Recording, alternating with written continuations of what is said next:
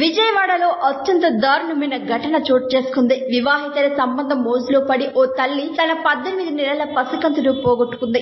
భర్తకు తెలియకుండా అతని స్నేహితుడితోనే సహజీవనం చేయడం, ఆ క్రమంలో తలెత్తిన గొడవలు ఒక చిన్నారి ప్రాణాలను బలిగొన్నాయి. పోలీసులు తెలిపిన వివరాల ప్రకారం విజయవాడ బాంబే కాలనీకి చెందిన ఓ మహిళకు గన్నవరానికి చెందిన యువకుడితో 5 ఏళ్ల క్రితం ప్రేమ వివాహం జరిగింది. వీరికి 4 ఏళ్ల బాబుతో పాటు 18 నెలల పాప ఉన్నారు. కాగా భర్తకు స్నేహితుడైన వంశీ అనే వ్యక్తితో ఆ మహిళకు పరిచయం ఏర్పడి అది వివాహితర సంబంధానికి దారితీసింది. ఈ బంధం ఎంత దూరం వెళ్లిందంటే పుట్టింటికి వెళ్తున్నానని భర్తను అత్తమామలను నమ్మించి విజయవాడ గాంధీనగర్ లో ఒక అద్దె ఇంట్లో వంశీతో ఆమె రహస్యంగా సహజీవనం చేసింది. ఇదే క్రమంలో ఇటీవల తన చిన్నారి కుమార్తె హర్షితను తీసుకుని వంశీ ఉంటున్న అద్దె ఇంటికి వెళ్లింది. అయితే బుధవారం రోజున వంశీకి ఆ మహిళకు మధ్య తీవ్ర స్థాయిలో మనస్పర్ధలు తలెత్తాయి. ఇద్దరి మధ్య మాట పెరిగి గొడవ పెద్దదైంది. ఆ కోపంలో విచక్షణ కోల్పోయిన వంశీ చిన్నారి హర్షితను కిరాతకంగా గోడకేసి బలంగా కొట్టాడు. దీంతో ఆ పసికందు అక్కడికక్కడే ప్రాణాలు వదిలింది.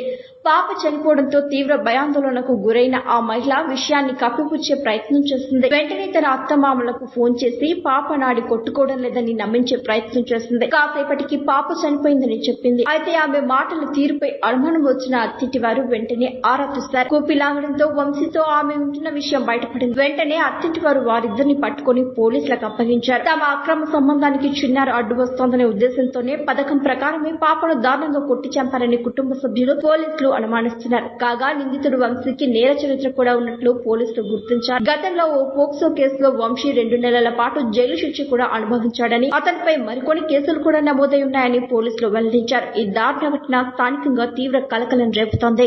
మరిన్ని ట్రెండింగ్ వీడియోల కోసం న్యూస్ 18 తెలుగు యూట్యూబ్ ఛానల్ ను సబ్స్క్రైబ్ చేసుకోండి.